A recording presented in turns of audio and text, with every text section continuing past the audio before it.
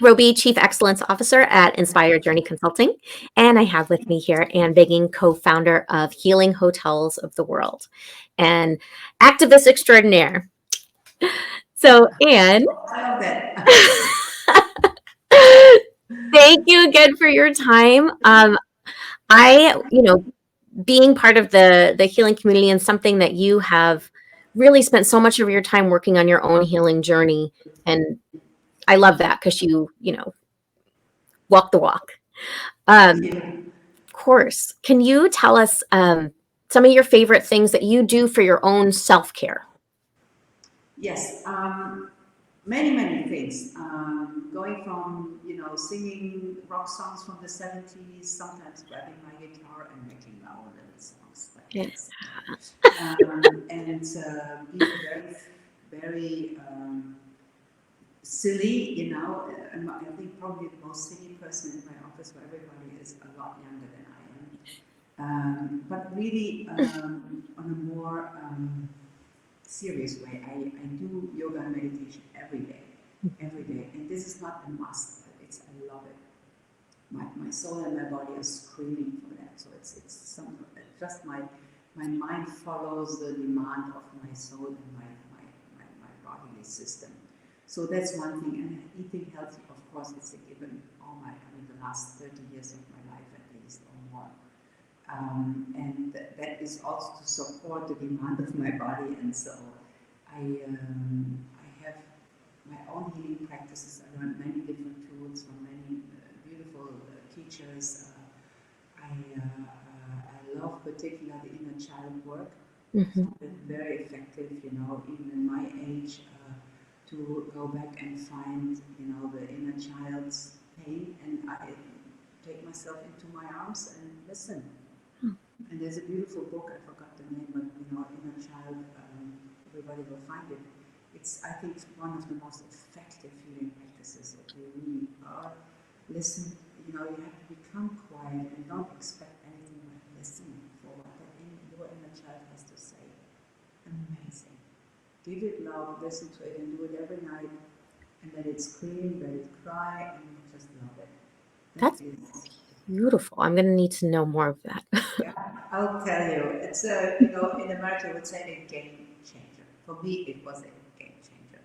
And then, yeah, all the different practices and having nice conversation. I try to stay completely away from the negative stuff. Films, and I don't need any violence around me. And news, of course, I go through it. I need to know it, but I don't indulge in it. And I have to say, doing what we are doing needs a lot of courage. So every day when I get up, I need to find my courage for the next day. That's not given, at least not for me. Because what I find in my healing life, in my healing journey, is as more you open up, like the onion, the whole thing, you peel an onion, as more you peel, as more you cry. Mm. That's the thing. So it gets deeper, and it doesn't necessarily get easier, but you have more freedom in your heart. So you have my daily healing practices for me. And many people are different, but in my life that's what it is. And doing that, then I have the freedom. I feel so much happier, and I feel the fullness of life in one flower, in one person, just like that, without having to go to somewhere. And so it's a daily discipline routine, I have to say. I discipline in a nice, tender way, Mm-hmm. not the harsh way, but because I feel, we talk about alignment and balance. What is that? Is that the balance between what my soul wants to express, what my mind, my ego has maybe a different plan? You What know, balance? you're living your purpose and your passion and do it in such an honest way that does take courage, and you give so much of yourself, um, that I can understand that each day you need to be fulfilled, right, in order to have Yeah, that energy to keep going. and not allow, and not allow, and it happens to me, of course. I mean, not allowed to be too much taken away from my soul, because if I lose the contact with my heart, I suffer. You know, and that happens. The ego takes us. Oh, you want to be applauded. You want to be special. You want to be so much money. You want to be blah blah blah. The whole thing, right? Meaning, being completely dependent on the outside. I wish for something happens. Always means something. It has to come from the outside. Mm. You know? And then that's the trouble starts. But if I remember thinking, okay, I'm at home here, inside, and everything is there, all the bliss, all the beauty is inside, then I remember to go back. If I forget, I'm in trouble, like everyone. So that's one practice, always to reconnect with the heart, I love that. and many, many other things. So, how do you encourage self care for your employees, for your team?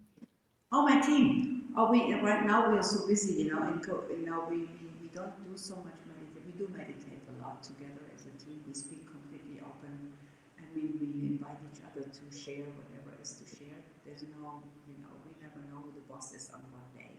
It's always completely open, and we have a beautiful environment. We're surrounded by nature. We do yoga once a week, in the park or whatever the weather allows, and everybody's invited to do the healing sessions. We have experts either come here before COVID, but now online, so they're always exposed to healing, yeah, and free, you know. And you just said meditate together to start, like, oh, we do this. That alone, I mean, you could teach classes on how to create the right corporate culture and in self-care and self-love and a real environment of authenticity. You know what? It's really, you don't even have to have class. Sometimes I smile because it's the same like forest bathing. People talk about, in Germany, do that for hundreds of years. You go in the forest, take a walk, right?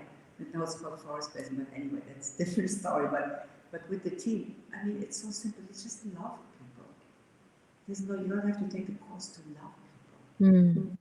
And if I ever learned one thing from a beautiful wise person once, it's not about do people love what you do, or do you love the people. That that turned around my life, and I heard this. And naturally I do love people. Sometimes I don't, but most of the time. And that's all you need to do. And then you honor them. You don't have to learn how to honor people. You don't have to learn that, Jackie, because you're a natural lover. It's true. Yes. So, um, I love travel dreaming, right? Who doesn't? I would love to hear about one of your travel experiences, one of your transformative travel experiences at a healing hotel. Okay, yes. Oh, there's so many. It's always I'm in trouble if I think about this, but I think I should start with Yamanda, because I mean that's where my heart is so at home. It's India and the Himalayas, in the mountains. Everything my being is aching for is there. Mm. You just walk through bliss. The atmosphere, the smell, the stillness. People are very friendly and open. The food is healthy. The meditation is deep. The yoga classes are, from my understanding, the most best in the world, really. And in the evening, I go to bed very early, just looking down to the river Ganges and know I'm in heaven. I'm protected, and that means all I'm doing, I put myself into a place where I'm at peace. And when I'm at peace, everything can fall into place. So for me, coming there the first time, I thought I was in heaven. And nothing much needed, because you wear your cotton every day. You don't have to, you can just be a normal person. Mm. That was very, very, and many, many other things. Doing yoga, feeling how your heart, all of a sudden your heart opens, and you never knew that you have another level of your heart that can even open. That happens. Ah, amazing. And thank you. This just filled my heart, and I'm so grateful. Um, we are going to wrap up, but and Baking Healing Hotels of the World. Check them out. They're extraordinary. Thank you again. Have a gorgeous day. Thank you so much, and lots of love. Lots of love. Bye.